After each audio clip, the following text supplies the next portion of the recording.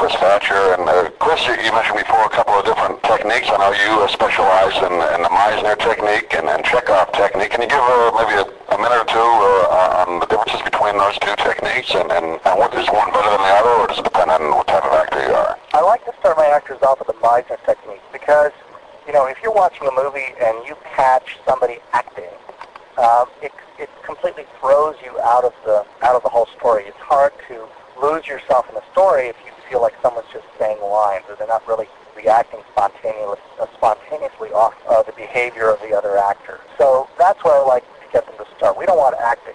We want truth.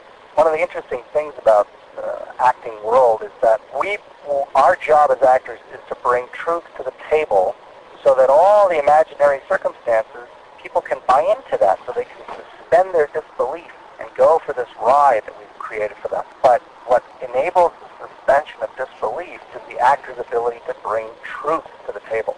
Now, whether you're really feeling those feelings at the time or whether you're creating the impression that you're feeling them, and by the impression I mean the audience really buys it. In other words, in art, the end justifies the means. So if you can fool me that you're horribly upset, you've done your job. And if you really are horribly upset, you've done your job, because I, as the audience member, are going for that ride either way. But most of the time, it's best to just to actually go there, to really go there. So psychologically, you have to be facile, and you have to be willing. That's the other thing. I noticed that a lot of actors get cast in roles where the characters want things more passionately than they want, and than the actor wants in their own life.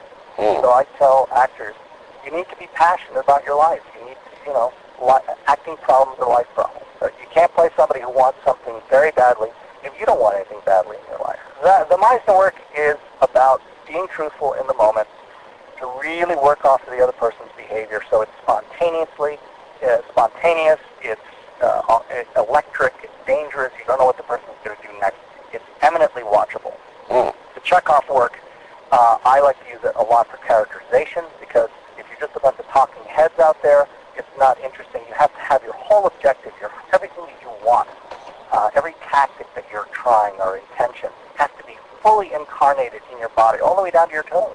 I should be able to turn the sound off on the television and know what you want just by looking at your body. Now, if you're on soap operas and they're just shooting your head, you can get away with it. But just about everything else, you absolutely have to have those objectives in your body. And so I work with that, and also with characterization. How is your interpretation of the character going to manifest in a physical way? And in your opinion, Chris, the whole acting business and show business and television is kind of changing before our eyes now, with cable kind of taking over. We saw on the Emmys recently, a lot of cable shows now winning the awards as opposed to the network television shows.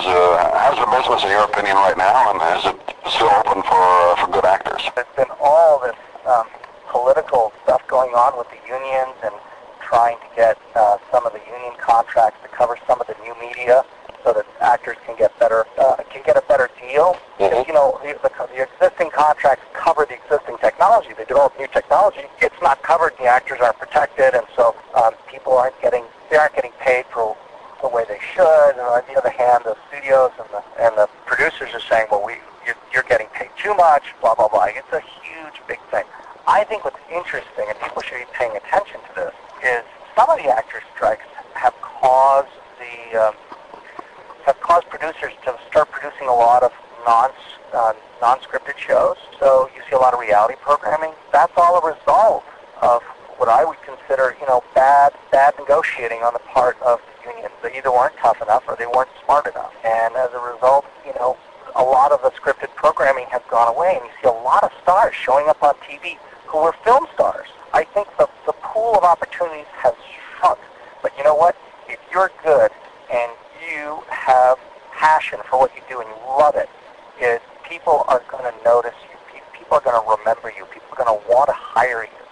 So if you're good, I think anybody can, even in a more restricted market for scripted material, I really think people can blossom anyway, in spite of it, because unless you're horrible to work with, you're a complete egomaniac, or you've got some other thing that really makes it a deal killer, people are going to want to work with you. We've been talking with Chris Thatcher of the Chris Thatcher Thatcher Acting Studio. Chris, give out a website. I know some of our listeners are going to want to contact. I know last time a few did call you, so give out the website. People can get a hold of you if they want to take some classes. Look us up at www.christhatcheractingstudio.com. There's only one. And give us a ring, contact us. You're more than welcome to come down and check out a class. We've been talking with Chris Thatcher of the Chris Thatcher Acting Studio, and we'll take a short break.